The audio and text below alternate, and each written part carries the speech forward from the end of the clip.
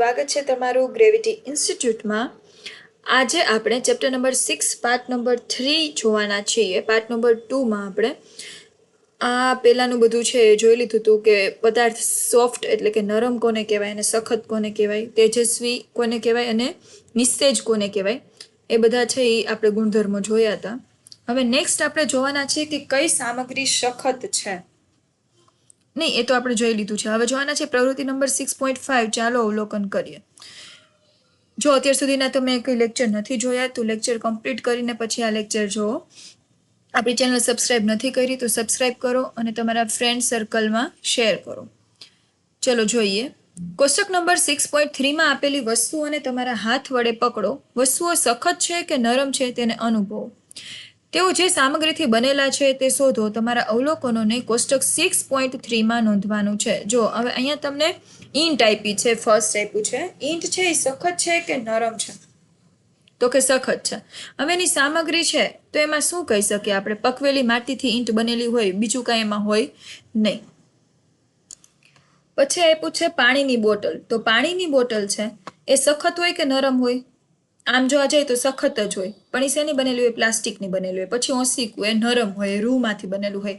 Tumbler છે એ પ્લાસ્ટિકમાંથી બનેલું હોય અને એ કેવું હોય? સખત હોય। પછી છે ટેબલ। ટેબલ કેવું હશે? સખત હશે અને એ લાકડામાંથી છે, સ્ટીલમાંથી પણ બનાવી શકાય।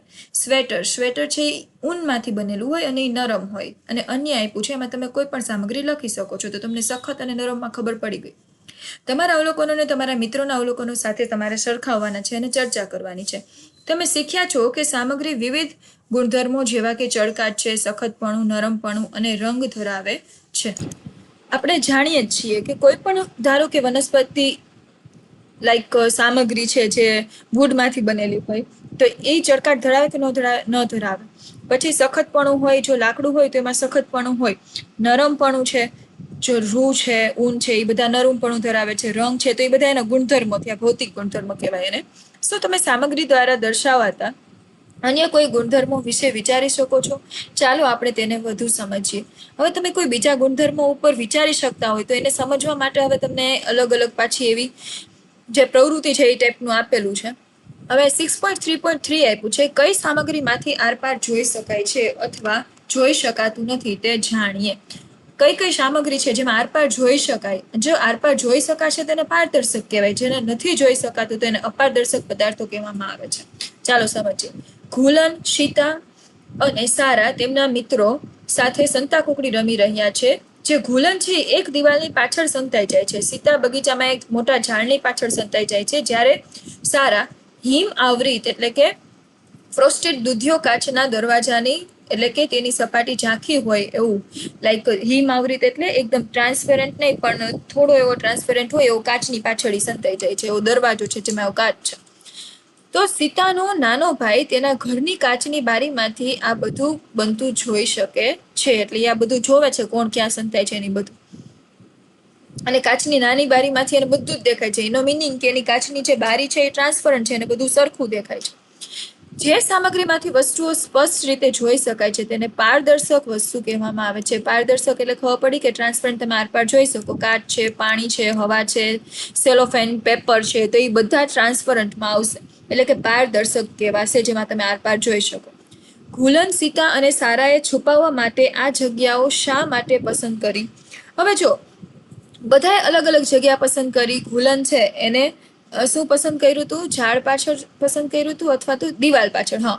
અને સીતાએ છે ઝાડ પાછળ ચૂઝ કર્યું હતું। એનું મિનિંગ કે એ વસ્તુ છે એ ટ્રાન્સપરન્ટ નથી, એને એટલી ખ્યાલ હતી કે જો તમે અપારદર્શક પદાર્થની પાછળ સંતાશો તો સામેવાળા વ્યક્તિને દેખાશો નહીં। શું તમને લાગે છે કે સીતાના ભાઈ માટે ઘરની લાકડાની બંધ બારીમાંથી સીતા અને તેના મિત્રને જોવાનું શક્ય બનશે? એવી ઘણી સામગ્રી છે જેમાંથી તમે બિલકુલ જોઈ શકતા નથી। આ સામગ્રીઓને અપારદર્શક કહેવામાં આવે છે। જો અહીં તમને બધા આપ્યા છે। આ દરવાજો છે તો એની પાછળથી હજુ થોડું થોડું દેખાશે। પછી આ તો ટ્રાન્સપરન્ટ બારી, ડી વાળો જે છોકરો છે એ એકદમ ટ્રાન્સપરન્ટ બારી પાછળ છે એટલે એ આરામથી દેખાશે। આ દિવાલ પાછળના ન દેખાઈ શકે, ઝાડના થડ પાછળના પણ ન દેખાઈ શકે। તો જેમાં તમે જોઈ શકતા નથી સંપૂર્ણ રીતે તેને અપારદર્શક પદાર્થ કહેવામાં આવે છે। લાકડું છે, પૂઠું છે અને ધાતુ એ બધા છે એ અપારદર્શકના ઉદાહરણ છે. એટલે આ બધા ઉદાહરણ છે એ યાદ રાખવાના છે. જે સામગ્રીમાંથી વસ્તુઓને જોઈ શકાય છે પરંતુ સ્પષ્ટ રીતે જોઈ શકાતી નથી તેને પારભાષક કહેવામાં આવે છે, અર્ધ પારદર્શક પણ કહેવામાં આવે. લાઈક તમે બટર પેપર છે, હિમ આધારિત એટલે કે દૂધિયો કાચ પારભાષક સામગ્રીના ઉદાહરણો છે. તમે બિલ્ડિંગના કાચ જોયા હોય તો એમાં તમને ક્લિયર ના દેખાય પણ થોડું થોડું દેખાતું હોય. બટર પેપર છે એ જોયું હોય તો એમાંય તમે પાછળની વસ્તુને છે ક્લિયર ન જોઈ શકો પણ તમને લાગે, આભાસ થાય કે આ વસ્તુ, આભાસ મીન્સ કે છે જ પણ તમને થોડું આછું દેખાય રહી, તો એને કેવું કહેવાશે? પારભાષક કહેવાશે. પ્રવૃત્તિ નંબર 6.5 જુઓ. ઘુલન છે, સીતા છે, સારા અને સીતાનો જે ભાઈ છે એના દ્વારા ઉપયોગમાં લેવાયેલ સામગ્રીની પ્રકૃતિને ઓળખીને નામ નિર્દેશિત કરો. હવે જો અહીંયા એ આપ્યું છે, એ છે એ દિવાલ છે, તો દિવાલ છે એ કેવી હશે? અપારદર્શક હશે. પછી બી છે, બી છે ઝાડનું થડ છે, એમાં લાકડું છે તો લાકડું પણ અપારદર્શક હશે. સી છે, સી છે જે આપણે કહી શકીએ ને કે પારભાષક એવો કાચ છે કે જે અડધું થોડું થોડું આછું આછું દેખાઈ શકે એવો, તો ઈ કેમ આવશે? પારભાષકમાં આવશે. અને ડી છે એ ટ્રાન્સપરન્ટ છે, છોકરો જેવો છે એવો જ દેખાય છે. ટ્રાન્સપરન્ટ એટલે કે પારદર્શક, તો પારદર્શક છે ઈ ડી આવશે. અને ઈ છે કાચ છે, એકદમ ક્લીન દેખાય એવો. હવે તમને આપ્યું છે પ્રવૃત્તિ નંબર 6.6. ચાલો વર્ગીકરણ કરી. નીચેની વસ્તુઓને કોષ્ટક 6.4 માં પારદર્શક, પારભાષક અને અપારદર્શક તરીકે વર્ગીકૃત કરવાની છે. કાચનો પ્યાલો છે એ કેવો થશે? પારદર્શક. ધેન બટર પેપર પારભાષક. ધેન રબર અપારદર્શક. ધેન હિમ આધારિત દૂધિયો કાચ પારભાષક. ધેન લાકડાનું પાટિયું અપારદર્શક. ધેન બારીનો કાચ કેવો થશે? પારદર્શક થશે. તો એ બધું છે તમે આસાનીથી એનું વર્ગીકરણ અહીંયા કરી શકો છો. મેં જે તમને કીધું એ કોષ્ટકમાં તમે લખી શકો છો. શું પાણી પારદર્શક છે? શું તેને અપારદર્શક બનાવી શકાય? હા, પાણી છે એ પારદર્શક છે, પણ તેને અપારદર્શક કઈ રીતે તમે બનાવશો? પાણીમાં કોઈ એવી વસ્તુ તમારે ભેળવવાની છે, લાઈક તમે ધૂળ ભેળવી દો છો કે એવી વસ્તુ ભેળવી દેવાની કે જે એમાં ઇઝીલી દ્રાવ્ય હોય અને એના પાર્ટિકલ્સ છે એ એમાં ઘૂમતા જ રહે, તો એ વસ્તુ છે એ પાણીને કેવી બનાવશે? અપારદર્શક બનાવી શકશે. હવે તમને આપ્યું છે 6.3.4. પાણીમાં શું દ્રાવ્ય છે અને શું દ્રાવ્ય નથી? એટલે દ્રાવ્ય હોવું એટલે ધારો કે ખાંડ આપણે પાણીમાં નાખીએ તો એ દ્રાવ્ય છે, એ આખી ઓગળી જાય છે. અને શું દ્રાવ્ય નથી એમ કીધું હોય તો શું આવશે? દ્રાવ્ય નથી એમ કીધું હોય તો ધૂળ છે, રેતી છે, તમે નાખો તો એ ઓગળી ન જાય, એ એમાં ને એમાં રહે, એટલે દ્રાવ્ય નથી એ જ કહેવાય. હવે જો સાંજે જ્યારે ગુલન રમીને ઘરે આવે છે ત્યારે તેને પરસેવો વળી રહ્યો હતો. તેને થાક અને તરસ લાગી રહી હતી.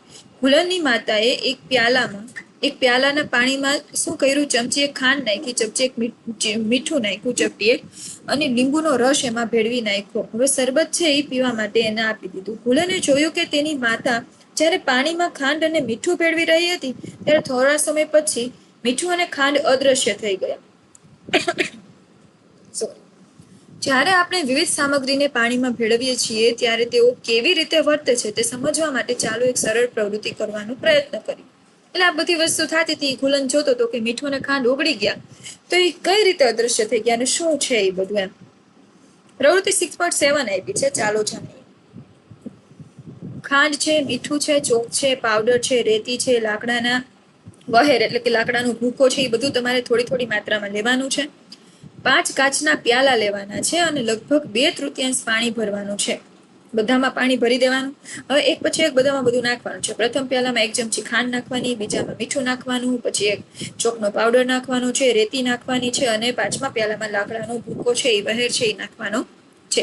દરેક કિસ્સામાં ઓગળવાનો પ્રયાસ કરવાથી શું થશે? જો એને ઓગાળશું તો શું થશે એનું અનુમાન લગાવવાનું છે. દરેક કાચના પ્યાલાની સામગ્રીને સારી રીતે ઓગાળવા માટે ચમચીનો ઉપયોગ કરવાનો છે. શું કરવાનું છે? ચમચીનો જો તમે ઉપયોગ કરશો એટલે તમે સારી રીતે ઇઝીલી ઓગાળી શકશો એને સ્ટર કરીને. થોડી મિનિટ રાહ જોવાની છે અને જુઓ કે શું થાય છે.